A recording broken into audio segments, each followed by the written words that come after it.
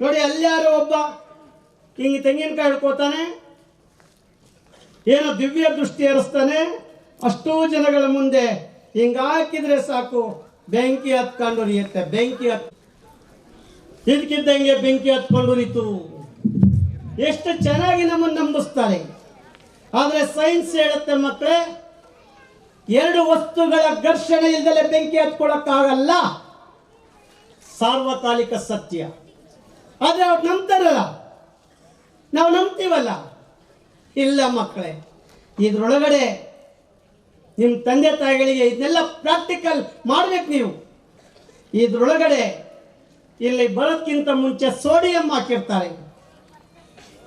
ಆಗ ಸೋಡಿಯಂ ಮೇಲೆ ನೀರು ಹಾಕಿದಾಗ ಸೋಡಿಯಂ ಹೈಡ್ರಾಕ್ಸೈಡ್ ಆಗುತ್ತೆ, ಹತ್ಕೊಂಡು ಉರಿಯುತ್ತೆ. ಇದನ್ನು ಅವರು ಪವಾಡ ಅಂತಾರೆ, ನಾವು ಇದನ್ನು ವಿಜ್ಞಾನ ಅಂತ ಕರಿತೀವಿ. ಇಷ್ಟೇ ವ್ಯತ್ಯಾಸ. ಅಲ್ಲಿ ಭಕ್ತಿ ಇದೆ, ಭಯ ಇದೆ, ಒಂದಿಷ್ಟು ಮೌಢ್ಯತೆ ಇರುತ್ತಲ್ಲಿ. ಇಲ್ಲಿ ಸೈನ್ಸ್ ಇದೆ, ಪ್ರಾಕ್ಟಿಕಲ್ ಇದೆ, ಜ್ಞಾನ ಇದೆ.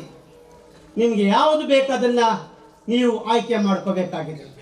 ಡಿಯರ್ ಪೇರೆಂಟ್ಸ್, ಯಾರು ತಾಯಿಯಂದಿರು ನಿಜವಾಗ್ಲೂ ಧೈರ್ಯ ಇರೋರು ವೇದಿಕೆ ಮೇಲೆ ಇಬ್ಬರು ಬನ್ನಿ. ಯಾರು ಈ ಕಷ್ಟ, ನೀವೇ ತಾಯಿಯಂದಿರು ಬನ್ನಿ ಈ ಕಡೆ ಪೇರೆಂಟ್ಸ್ ಜೆಂಟ್ಸ್ ವೇದಿಕೆ ಮೇಲೆ ಬನ್ನಿ. ಇಲ್ಲ ನೀವು ಅಲ್ಲೇ ಇದ್ದರೆ ನೀವಿನ್ನೂ ಮೌಢ್ಯತೆಗೆ ಒಳಗಾಗಿರ್ತೀರಾ ಅಂತ.